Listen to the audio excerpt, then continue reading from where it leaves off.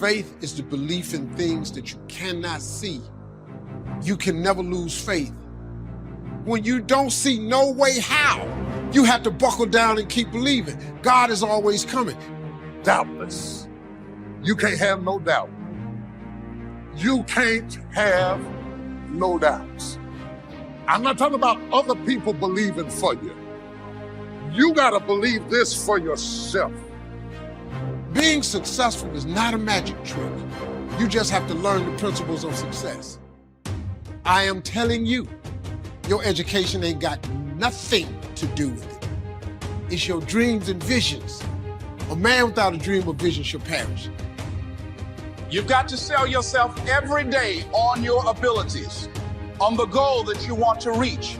You can learn all the techniques in the world. If you don't believe in yourself, it won't happen for you. And as you convince you, as you sell yourself, every day you will begin to see a difference in the things that you're doing. Telling yourself every day, here I go again, and I got what it takes. This is my day, and nothing out here is going to stop me. It's possible to finish something before you start. In fact, it would be a bit foolish to start until you had it finished. So human beings have this remarkable ability to finish something and then start it. We've heard the old expression, don't count your chickens until they're hatched. And no, we have the ability to count our chickens long before they're hatched. Because we know, we have faith, we believe. We use the law of averages. There's bound to be at least so many. Out of every dozen, out of every 100, out of every 50. So it's possible to see the end, then begin. Start looking into the future of what you would like to accomplish, where you would like to go, the person you would like to be, and see if you can't get a better picture of the finished objective. See yourself there, see yourself in possession of. I was in business with Bob Cummings, the old movie star, for a while. He said, decide what you want and then act as if you already had it. And being an actor, he could give us a few tips on acting. Decide what you want and act as if it was already yours. Now, the reason we can act thinking that it's already ours is because not only can we vision the end results, we can also vision the beginning of making it real. So we don't start till it's finished, but it is possible for human beings to finish something before they start. Human beings are the only life on earth that has this incredible capacity to change the course of your life. No other life form can do that. Every other life form except humans seems to operate simply by instinct and the genetic code. In the winter, the goose flies south. How often? Answer, every winter. If you said to the goose, hey, it'd be better this year to go west, he ignores that advice. And the reason is because he cannot make choices and listen to advice of something that might be better. He has to obey instinct and the genetic code. But now jot this down, not human beings. Human beings can alter the course of their life. Human beings can live one way for 5 years, tear up that script, live a totally different way the next 5 years. The first 6 years of my economic life, I wound up broke. Second 6 years, I wound up rich. Someone says, how did you do that? Here's number one. I discovered I was not a goose. Someone says, don't you have to do the second 6 years like you did the first 6 years? And jot this down. No. No, you don't have to live the second 6 years like the first 6. You can use all the information and all the advice and repairing all of your mistakes and adopting a new and refined philosophy so that the next 6 years can be totally different than the last 6. No other life form can do this. See, if you were a tree, you'd be stuck. As a tree, if you used up all the nourishment that was around you and you couldn't change location, see, you would die. But that's not true. Human beings can change location, go north, south, east, west, live here for a while, live somewhere else for a while. So that's a note to make. You can greatly alter the course of your life. Now here's the next note to make. 5 years from now, you will arrive. The question is where?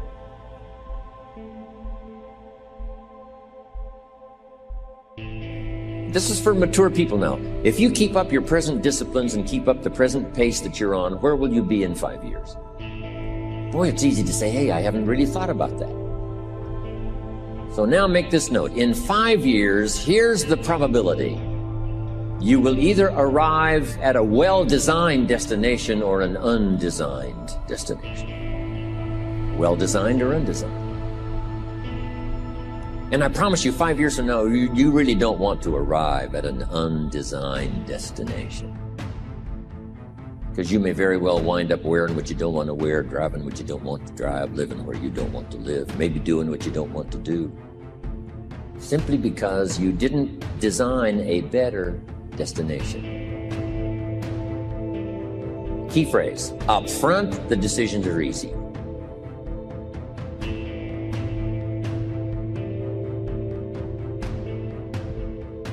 Sometimes after we've lived a few years now, to repair our mistakes and get back on track seems like a tough job.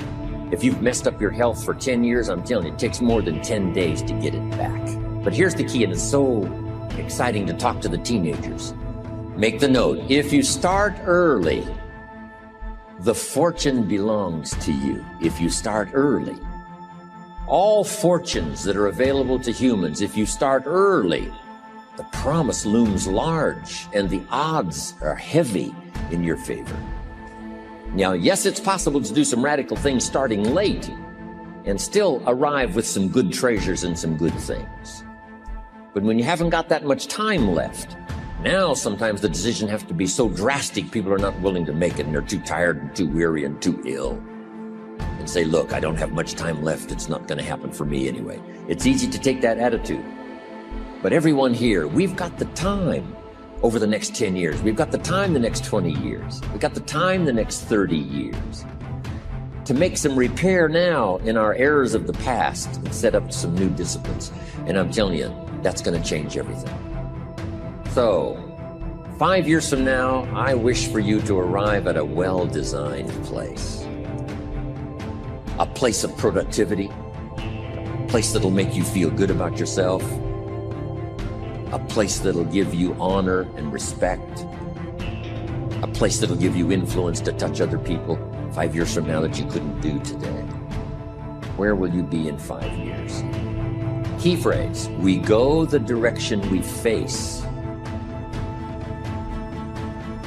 We go the direction we face.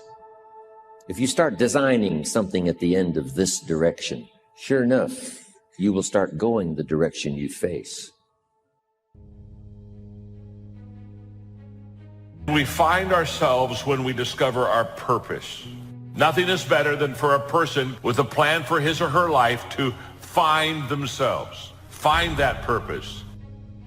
It does not matter where you sit. It does not matter what you have on. But if you don't have purpose in your bowels, you cannot do what God has called you to do.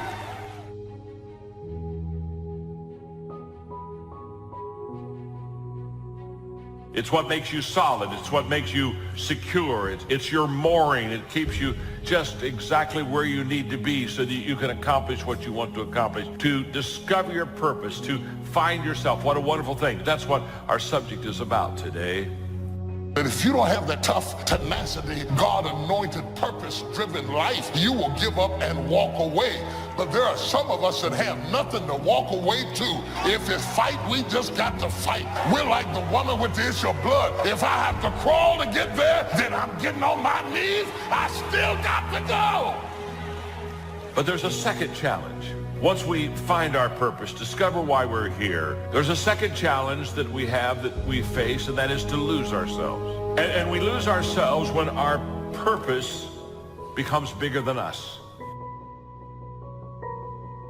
To find a purpose, how important. But then to take that purpose and place it in a position with people that has eternal factors involved is to lose yourself and to go to another whole level of life and another level of living. Very few people find themselves and lose themselves. Place that purpose in a position that is so much bigger than us that we can literally lose ourselves in the process. In a time of change that's taking place around the world, in a time when people are feeling a great deal of anxiety and fear and reservations about the future, at a time when people are going to work and don't know whether or not they will have a job when they get off, and not necessarily because of their performance, but because of what's happening in the economy. At a time when there are challenges, more so than ever before, in personal relationships, that many times I'm sure that we've all taken time just to stop and reflect many times when we hear what's happening in the news or read the newspapers. And so I think that now more than ever, we must begin to look at what are the things that we can do will enable us to do some things and use some powers that we have that many of us go through life never ever discovering that we have those things going for us. And part of that, I believe, is knowing what it is your life worth. What is it that gives your life a sense of meaning and purpose? Because once you find that, it puts you in your power place. See, if you know what your life work is, I encourage you to start working on it. If you can't do it all at one time, do just a little bit of it. And if you don't know what it is that you showed up to do, if you don't know why you're here, I encourage you to find out what your purpose is here. What is the meaning of your life? Once you identify it, you have to invest in it. You have to support it. You have to put yourself in an environment where you can shine. So the first question we have to ask ourselves this morning is, how do we find ourselves? That's challenge number one. And we find ourselves when we discover our purpose. The world is so full of apathy. It's so full of average. A person with passion always stands out. It sets us apart. It sets us above the crowd. That once you have passion and once you have a sense of energy in your life, it just sets you apart. It distinguishes you. It already gives you what I would call a head start in success in life. There are way more followers in the world than there are leaders. Never assume people think of you the way you think of yourself. What perceptions are you creating? If you're going to put these negative perceptions out there about yourself, at least be conscious of it. So I'm saying that we have to work through the challenges of life in learning how to begin to work to fortify ourselves. I can live my dream. I can find my purpose in life. I deserve more for myself. Just start working at it just a little bit, but do find out what your work is and hold on to it and don't let your dream go. Don't let it go. Why is it that most people don't pursue their dreams or don't do better than what they're doing if they're capable of doing it? I think that many of us don't go the next step because we don't know what to do yet. And I say that the reason that we don't even explore the possibility of what to do is because subconsciously we don't believe that it can happen for us. We don't believe that we deserve it. So let's talk about it. Never assume that people think of you the way you think of yourself.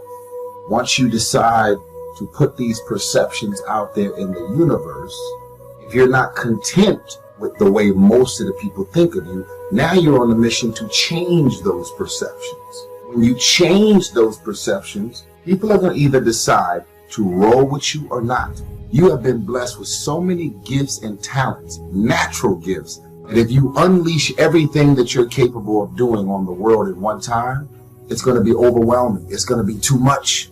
You are a gift from God. You have so many talents. If you drop too much on people at one time, it's going to be overwhelming. There are going to be plenty of times in your life when you're not happy. There might be years. And so it's a shallow boat in a very rough ocean. Happiness is something that descends upon you. Everyone knows that. It comes upon you suddenly. And then you should be grateful for it because there's plenty of suffering. And if you happen to be happy, wonderful. Enjoy it. Be grateful for it. And maybe try to meditate on the reasons that it manifested itself. Because it can come as a mystery, you know. You don't necessarily know when you're going to be happy. Something surprising happens and delights you. And you can analyze that. You can think, well, I'm doing something right. I'm in the right place right now. I've done something right. Maybe I can hang on to that. Maybe I can learn from that. What you should be pursuing instead is you should be pursuing who you could be. That'd be the first thing. It's like, because you're not who you could be, and you know it. You have guilt and shame and regret. you berate yourself for your lack of discipline and your procrastination and all your bad habits, you know perfectly well that you're not who you could be. And God only knows who you could be. And so that's who you should be that's what you should be striving for. And associated with that, you should be attempting to formulate some conception of the highest good that you can conceive of, that you can articulate. Because why not aim for that? Your life is short and it's troublesome. And perhaps you need to do something worthwhile with it. And if so, then you should do the most worthwhile thing. Figure out what that is for you and to dispense with those parts of you that are unworthy. And then maybe, if you're fortunate and you do that carefully, then happiness will descend upon you from time to time. And that's the best you've got. And then also perhaps during sorrowful times, the fact that you've strengthened your character and that you're aiming at the highest that you can conceptualize, that'll give you the moral fortitude to endure without becoming corrupted during those times. So here's what I'm suggesting. How much time do you spend working on you? How much time do you spend every day working on your dream? In the last 90 days, how many books have you read? In the last year, what new skill or knowledge have you acquired? What kind of investment have you made in you? I'm saying that as you begin to look at where you want to go, if you want to make it today, and things are changing so fast you have to literally run to stand still, I'm saying that you've got to make some conscious effort to begin to work to develop you. And I'm here to tell you, there are a whole bunch of you out there. You're adding value to the dream of somebody that you're working with. You're making a difference. So your purpose may not be just for personal use. It may be for corporate use or collective use. It may be bigger than you. Does that make sense? Passion. But the second question we ask ourselves is not only what am I passionate about, but what are my strengths? What am I good at? What is my spiritual giftedness? Because when God created you, he gave you gifts, spiritual strengths to enable you to find and fulfill your purpose. Disciplines undone in the future give us poor results. Discipline managed well gives us good results. We're affected by our dreams, our vision of the future. You want to make sure that the greatest pull on your life is the pull of the future. Some people live in the past and let their life be continually pulled and influenced by the past. And yes, we must remember the past and review the past to make it useful to invest in the future. Make sure that the greatest pull on your life is the pull of the future. If you're skimpy on your dreams, that isn't very well planned, then it doesn't pull very hard. Then you have more of a tendency to be pulled by the past or to be pulled apart by events or circumstances. So in order to save yourself from being pulled apart by distractions or pulled back to the past, you want to now start really designing the future so that the greatest part of your attention and pull, like a magnet, pulls you forward into the future to accomplish your goals. Goals are like a magnet. They pull, and the stronger they are and the more purposeful they are, the bigger they are, the stronger they pull. If you have excellent goals, here's what they also do. They pull you through all kinds of down days, down seasons. They pull you through distraction on every side. It says, look here, look here, look here. Strong, powerful dreams like a magnet pull you through that. Some people get swallowed by the disaster because they have nothing on the other side of the disaster to pull them through. At the other side of the difficult time, at the other side of the down time. If you've got plenty out there to attract and pull, it'll pull you through all these things. And very little of it will attach itself to you. You'll be able to get through some of the most difficult times if you have this spectacular vision ahead of you of where you're going and what you're going to accomplish. Getting through will be easy. Guess how quickly you can change your health? By starting to eat an apple a day. Mama said an apple a day keeps the doctor away. Let's say you've been ill long enough and you've had health problems long enough and you say, that's it. That's over. I'm going to now start a program. You don't have to really revolutionize your whole health life. Just start with an apple a day. You say, well, is it that simple to change your health life? And the answer is yes. The key is just to start. You know, you pick up a book on good health and you get halfway through the book and it says, now, dear reader, set this book aside, fall down on the floor and see how many push-ups you can do. And then it goes on to say, and if you have not done that, why not give this book away? It looks like you're not going to do it.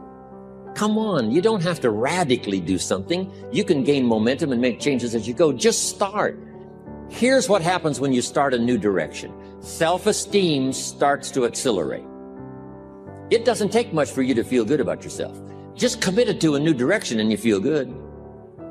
And an apple a day, committed to finally having a health program that'll make you the healthiest you've ever been in the next 20 years. All you got to do is munch on that first apple, and nobody even has to be around you, and you don't have to announce it to the world. But you munch on that first apple and say, this is the beginning of developing a health program that's going to make me so healthy I'll have the vitality to do whatever I want to do for the next 30 years of my life. Munch, munch, happy, happy, self-esteem off the scale. Now, if you eat an apple the second day, you become almost delirious, saying, wow, I'm on my way. Somebody said, just 2 apples? Says, look, you don't understand. Not only did I do it yesterday, I've done it again today. This is really proving to myself with no audience, no microphones, no nothing, just you and yourself. You've convinced yourself, I'm on my way to the healthiest I ever have been. I'm starting a new life. This is the second day. I'm on my way. That's how easy it is to change your life. You don't need some dramatic vision. Just begin something.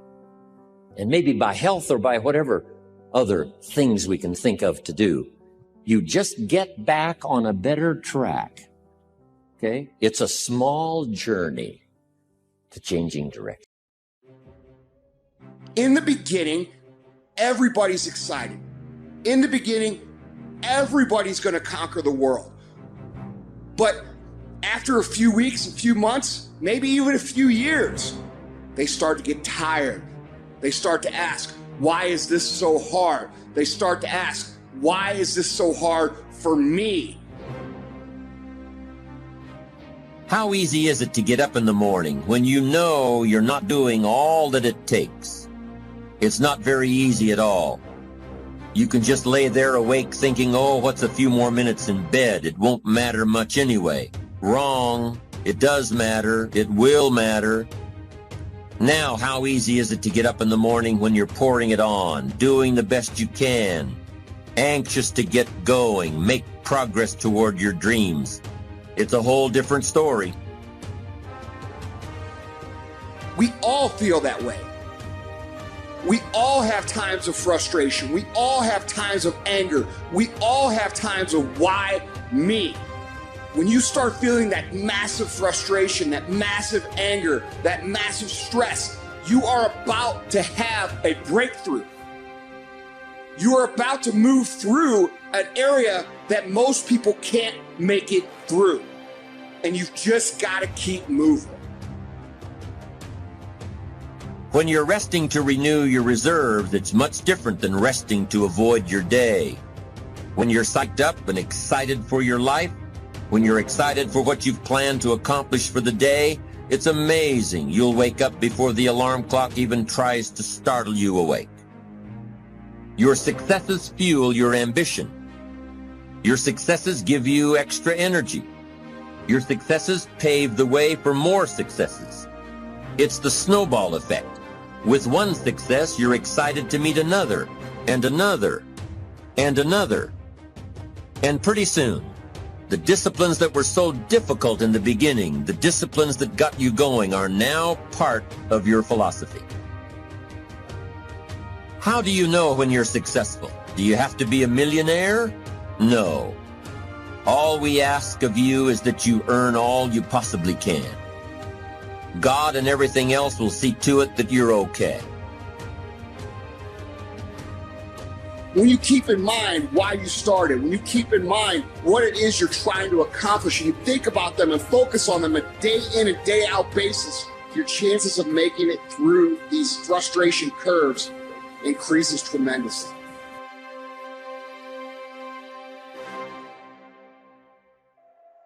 When you feel like giving up, don't. When you're thinking about giving up, don't. When it look like you ain't gonna make it, keep going. When they tell you you can't, come on, man, who are they? When they tell you you're not gonna make it, don't believe them, man. Don't believe them. You got to be relentless. Don't give up. Don't give up. Stay in it. Stay focused. Quitting guarantees the failure. Once you quit, it rules out any chance of succeeding. The mere waking up every day, putting the next foot in front of the next foot, at least keeps you in the game. But you can choose in the midst of all of this that's going on to be happy in spite of life's challenges. See, a lot of us, because of our limited vision of ourselves, a lot of us who begin to focus on problems and enable them to overwhelm us, we begin to think that we have no options. We begin to believe that there's no way out. Well, guess what? There's always a way. Where there's a will, there's a way. We have two primary choices in life. We can either accept conditions as they exist, or we can take the responsibility to change them. See, a lot of people want to exempt themselves from taking responsibility. All they want to do is talk about the problem. Every time you see them, they'll tell you their story over and over and over and over again. No. You want to take responsibility for your life. I got me here, I can get me out of this. And I'm getting out. I'm not going to be a volunteer victim. I'm unstoppable. This will not get me down. You've got to make those kind of declarations to yourself. I have never met anybody who became incredibly successful in any area of their life until they had suffered and sweated and sacrificed and kept their focus and fought through tears and trials and tests. And if you have a dream and you commit to it, it will come to pass. You must have patience and engage in consistent action. We live in a world, ladies and gentlemen, where people want instant gratification. They want it right now. No, it's simple, but it's not easy. It's a system that if you work the system, it works if you work it. But make no mistake about it, it's hard. And you are the determining factor. The people that make it in this world look around for the circumstances that they want, and if they can't find them, they create them. It's you that you must take personal responsibility to make it happen. It's hard. No, easy is not an option. However, ladies and gentlemen, what you will discover is that it's worth it.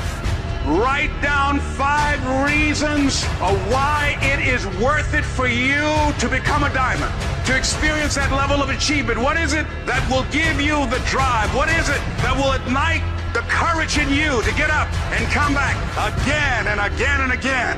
How is it that you would be able, what reasons that can tap in to that deep down feeling that goes to your gut, that no matter how many times you get knocked down, that you're coming back?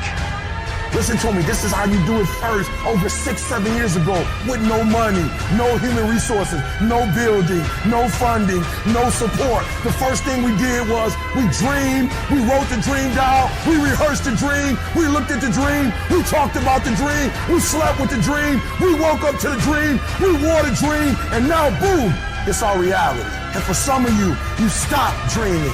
You dream for a week and you stop because things around you don't look good. You dream for a month, then when you get hit in the mouth, you quit and you give up. You dream for a while, and when people tell you crazy, and when people tell you stupid, and when people tell you can never get done, you stop dreaming and you go back to knowledge. And I dare you to use your imagination. I dare you when you're broke to use your imagination. I dare you when you're rich to use your imagination. I dare you under every single circumstance. Keep dreaming. Keep looking at your dream. Keep focusing on your dream. Keep going after the dream because that's where true success is.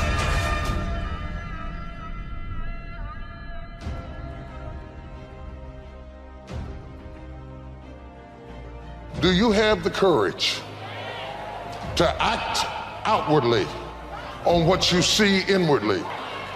Or will you die a dreamer?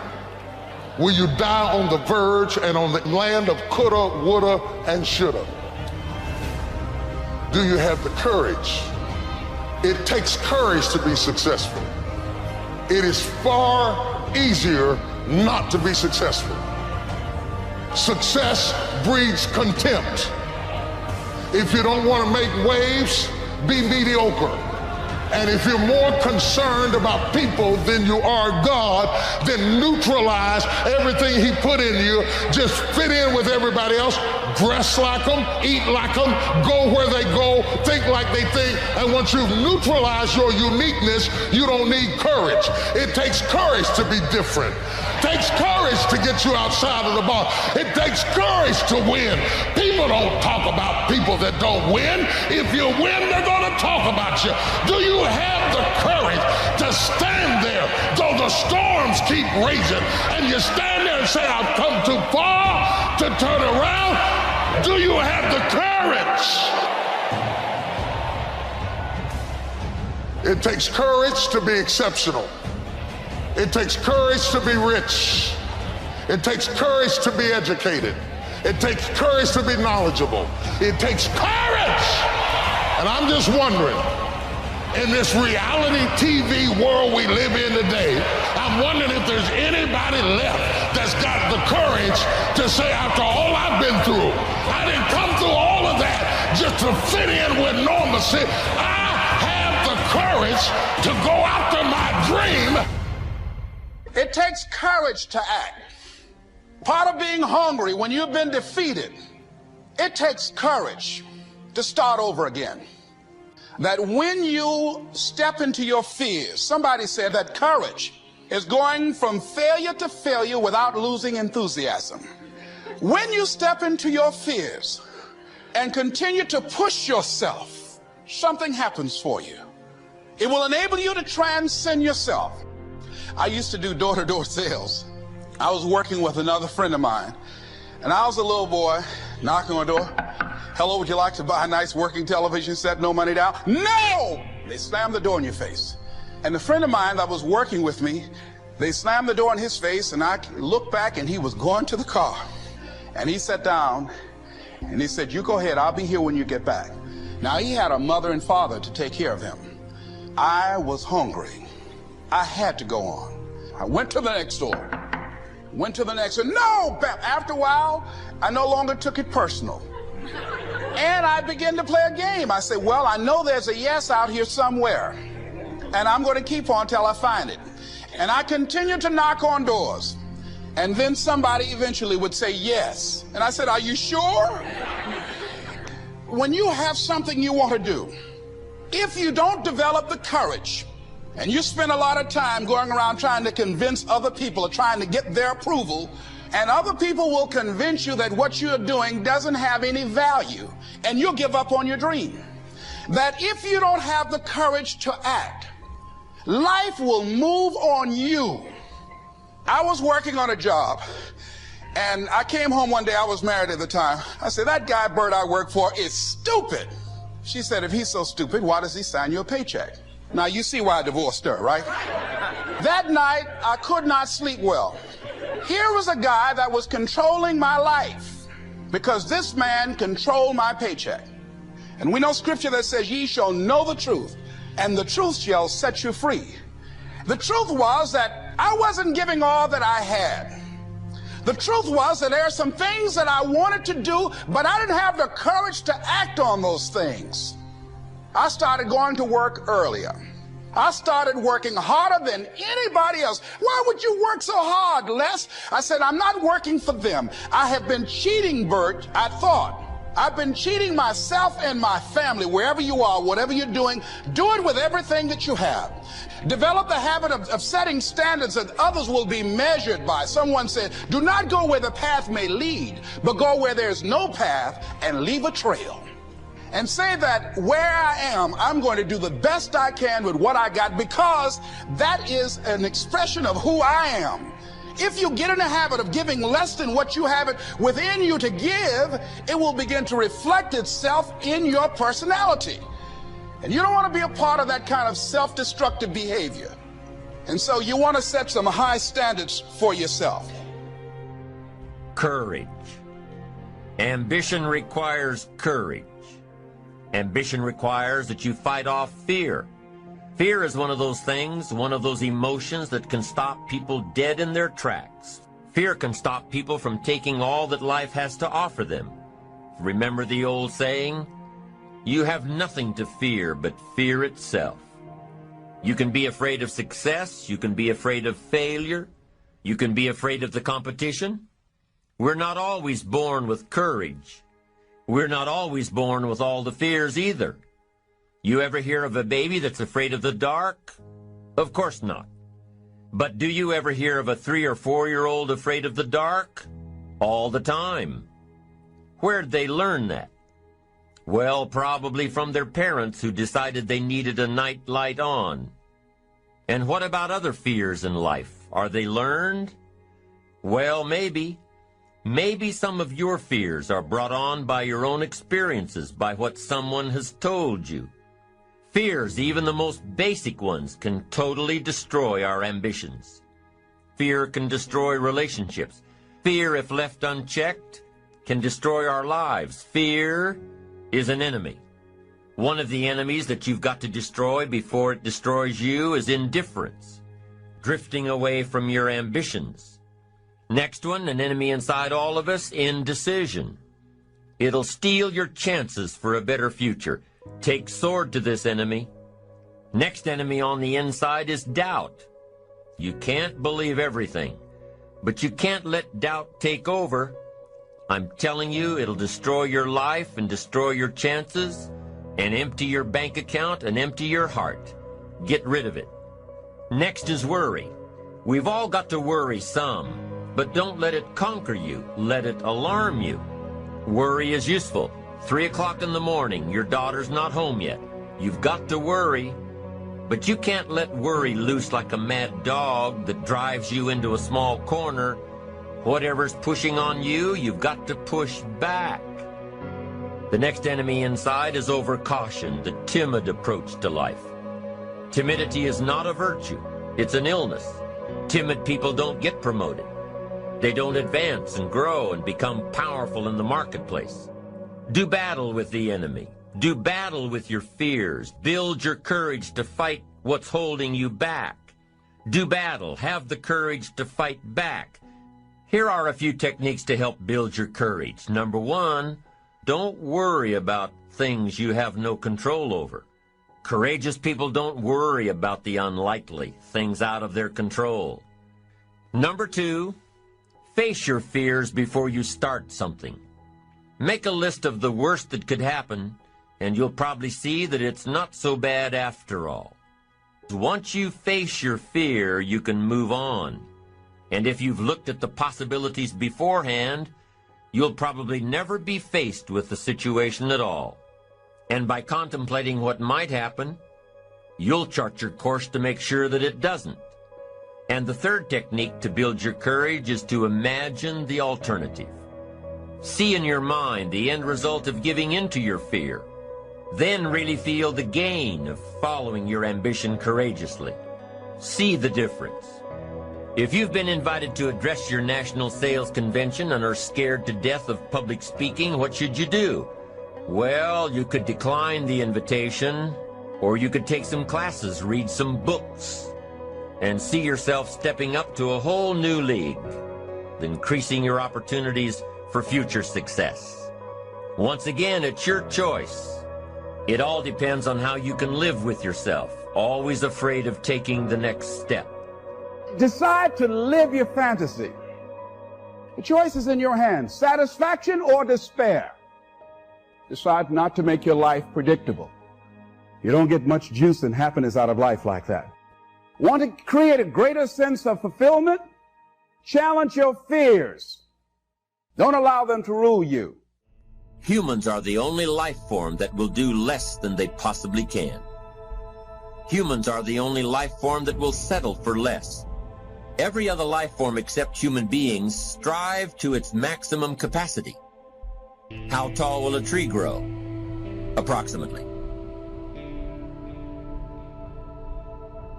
As tall as it possibly can. You never heard of a tree growing half as high as it could. No, trees don't grow half. Trees send their roots down as deep as possible, stretch their limbs up as high as possible.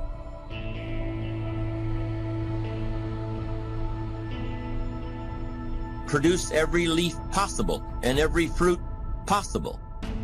As a matter of fact, you never heard of a human physically growing half. We keep growing until we're done. Now that's a part of life we can't control. It's genetically coded.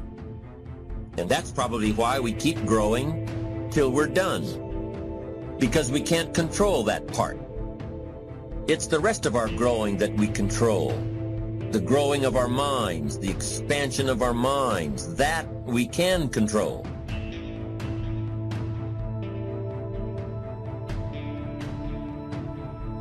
And that's what tends to get away from us. All life forms inherently strive to their max except human beings.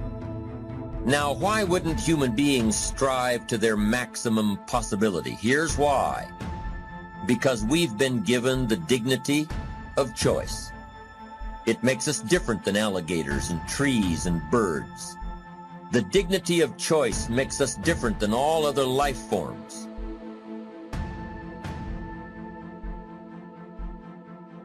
And here's the choice: to become part of what we could be, enough to get by, or to become all that we can be. My best advice for you is to choose the all.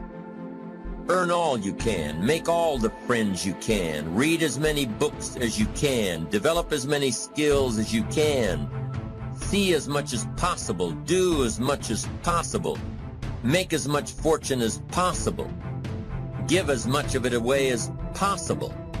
The max. There's no life like it.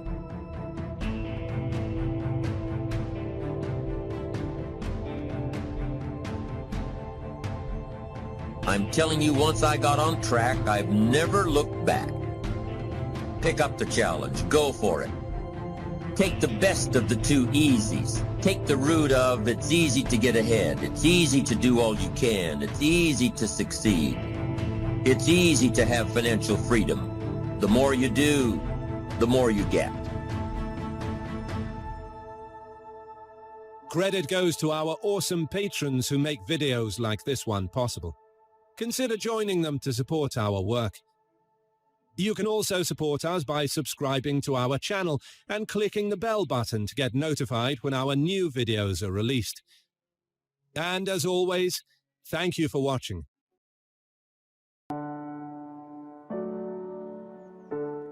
How you were raised may have shut the door. You feel like you're at a disadvantage. Forces of darkness may have locked the door, tried to keep you from your healing, from your freedom. It's been that way a long time. Feels like the door is not only shut, but it's locked, deadbolted. The good news is God doesn't have to open the door. He can come through it. He's not limited by what's limiting us. We're natural. He's supernatural. You need to get your fire back. Closed doors can't stop you. Locked doors cannot keep you from your destiny. God is not restricted by what's holding you back. He's not hoping someone will open the door, hoping someone will let him in. He doesn't need permission. He controls the universe. The medical report may say that you're not going to get well. It looks like that door is permanently closed. Get ready. God is about to come through the door. It's going to be unusual, out of the ordinary, a supernatural healing. It may seem like the door has closed on your dreams. You'll never get into college, never meet the right person, never have that baby. Every circumstance says it's too late. That door is locked. It's never going to open. Just smile and say, it doesn't have to open. Father, thank you that you're about to come through the door. Thank you that you're making a way where I don't see a way. Thank you that closed doors can't stop what you have for me. And some of the doors that have been closed for a long time, you need to get ready. God is about to show out in your life. One touch of His favor, one good break, one contract, one healing, meeting one right person will catapult you to a new level. And what I love is even when we lock the door, like the disciples, even when we let fear, insecurity, intimidation cause us to shrink back, God says, that's no problem for me. Fear can't keep me out. Depression can't stop what I have for you. Limited thinking can't hold me back. God overrides every negative force. You may have locked the door, but it's the right time. God is going to come through the door. He's not going to let you miss your destiny. When I came back from college, I worked behind the scenes here at Lakewood doing the television production. I thought that's what I would do the rest of my life. I liked being in the background. I'm naturally more quiet and reserved. But many times my father tried to get me up to speak. He'd say, Joel, you'd be a great pastor. Why don't you speak for me sometime? I didn't want to get up in front of people. I was afraid and intimidated. I not only shut the door, I made sure it was deadbolted, put a couple chains on it. For 17 years, I made sure that door was securely locked. But when my father went to be with the Lord, God didn't knock on the door to see if I would open it. He didn't ask me for permission. He didn't check to see if it was unlocked. He came through the door. All of a sudden, I had the desire to step up and pastor the church. And even though I was still afraid, I felt a strength, a courage, a boldness. Didn't make sense to my mind. How could I step up to speak? I didn't have the training, the experience. Thoughts told me it would never work out. But down in my spirit, I felt this boldness saying, I can do all things through Christ. I am strong in the Lord. If God had waited for me to open the door, He'd still be waiting. God is so good even when we close the door. Even when we think of all the reasons why it's not going to work out. Why we can't step up and lead the department. Why we can't get well. At the right time, God's going to come through that door and thrust you into your destiny. Two things, my dream and my faith. Faith is the belief in things that you cannot see. You can never lose faith. That's the key. You have to believe in something that you can't see. You have to believe when you don't see no way how. You have to buckle down and keep believing. God is always coming. Here's the deal. The moment you ask God for something, He boxes it up and He ships it to you. Here's the problem with the package. He never gives you the date that it's going to arrive. It's going to come. He just don't tell you when. If He told you when, it would destroy the relationship that's required to have an abundant life, which is faith. If God told you you were going to be rich in August of 2021, do you know how crazy you would talk to people from now until then? Because you know on August 21, I'm going to be rich. But He don't tell you when the package is going to arrive. So here's the deal. He wants you to stay in faith to receive the package because He only delivers to Faith Street. If you step off over here to I Don't See How Boulevard, He don't ship there. If you get over here to I Don't See How Circle, He does not ship there. He only sends the boxes to Faith Street. So when He sends it and you'd have moved off Faith Street, the package got to go back. It's just like UPS or the post office. If they send you a box and you ain't home, they take it back. That's how it works, man. Let me tell y'all something. Being successful is not a magic trick. You just have to learn the principles of success. I ain't got no degree. I got nothing like that to tell you about. I didn't finish school. I flunked out of school. I'm on my third marriage. Lost everything I've owned twice. Been homeless, lived in the car. I am telling you, your education ain't got nothing to do with it. Education ain't in the Bible. Emory is not in the Bible. It ain't in there. Harvard ain't in the Bible. Look, find it. Show me education in the Bible. No, man, it's your dreams and visions. A man without a dream or vision shall perish. That's what the Bible is built on. It's what God puts in your imagination for you to have. Everything God wants you to have, He puts it in your imagination. Albert Einstein said imagination is everything. It's the preview to life's coming attractions.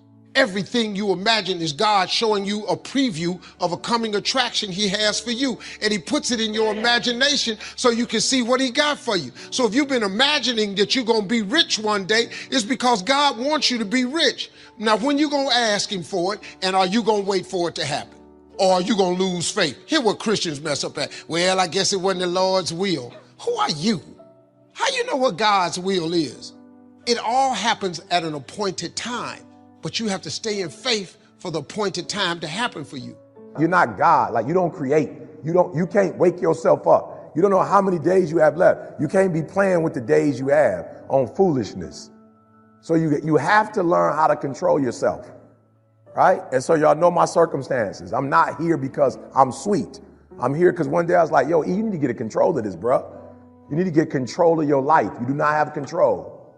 You watching doggone TV playing video games when you should be out here grinding. So there are people all the day, people ET, bro, you do not want to be me.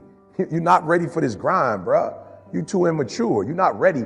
I'm talking about I was flying from, I flew from Detroit to Milwaukee, Milwaukee to Atlanta, Atlanta to San Diego back to Milwaukee. Like the grind was real, right? Matter of fact, when I was in Milwaukee, it was funny because I've been on the road so much this last week. Matter of fact, when I was in Milwaukee, I did 5 gigs in one day. I did 5 speaking engagements in one day. So when I got to Milwaukee, my man was like, yo, you look tired. I was like, oh, okay, let's go. Now, my man was like, bro, you look tired. I was like, okay, I'm about to show you then. Because what he was saying was he was looking at my body and he saw the different time zones. He saw the fatigue on my body. Like he could physically see it. He was like, yo, you tired. And I told my body like, bro, this 20 grand, bro, you ain't tired.